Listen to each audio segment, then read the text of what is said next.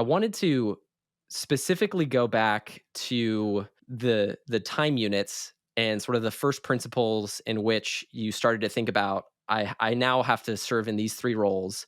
Nothing can get through the cracks. I have to go to the atomic unit of time. Like, can you talk a little bit more about how you built out like that schedule to help you expand your capacity for impact, both as people, CTO, and CEO? What did that process look like? Yeah, well, the first thing is that like there's kind of it's like the schedule is the most important. So every week, and this will probably not be, well, hopefully it's not new news, but if it is, then implement this immediately. If you're a leader listening to this and you don't do this, is that at the beginning of every week you should understand the major boulders that you're trying to move over the finish line before the end of the week. And ideally, if you're a founder or you have other executives that kind of sit toe to toe with you, so let's say you're like a VP of engineering, it would be like your VP of product, maybe. You want to make sure you have those check-ins week over week with your most critical cross-functional partners to understand, hey, how did we do based on what we talked about? We needed to move over the finish line. It's just like any other team, except for me, it was like I was the only team. It was just me, and so like the difference for like maybe a CEO is that you don't have a lot of that back and forth. They would be your co-founder if they're able to scale to that level with you, or maybe if you're very early stage. But yeah, I think that it starts with looking at each week and being like, what are the major things that I think I need to move over the finish line?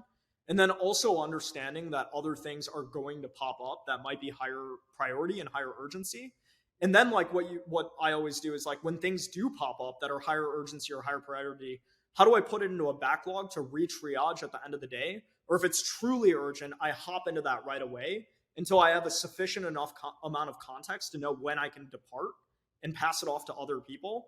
And then I have to immediately triage instead of hopping into the work that I was in before, which is a common mistake. You have to immediately look at the work that you were doing before in the context of the new thing that popped up and be like, okay, is this new thing that popped up going to pull me back in? If it is, like, how does that change what I was doing before? And that's like a critical step you miss often. But basically, like having this system where, and really it's a very simple to do system. I have a column in Notion that says opportunity, and that's like the one or two things that I'm doing at any given time. There's a backlog of to do items that stems from a higher level journal that I keep of like, what major things do I need to push over the finish line each week? And usually that's my founder sync notes with Joe. Me and Joe have been doing founder sync sessions every single Sunday since the beginning of the company. And then the added timetable piece, honestly, I was just thinking about school. And I was like, when you're in high school or like secondary school and primary school, they schedule out your entire day. You have like this little journal where it's like, hey, like from this time to this time, it's like homeroom. From this time to this time, it's lunch. And we kind of do that in our calendars, but not really. That's like more of a, like most people don't actually like schedule out every single piece of their day in their calendar. The difference here is that I created these simple timetables that just told me exactly what I was working on. Like to the point where it was like, okay, this is like a doc that needs to be generated within 20 minutes. And like I need to send it to these people. And then this is like a period of time where I need to be getting feedback from people and I need them to know that they need to be online to get back to me as soon as possible because I can't wait for a day for them to get back to me. Like the timetable just forces intentionality of like a kernel of a task within a certain time period. But really, that week by week look, I think, is really important.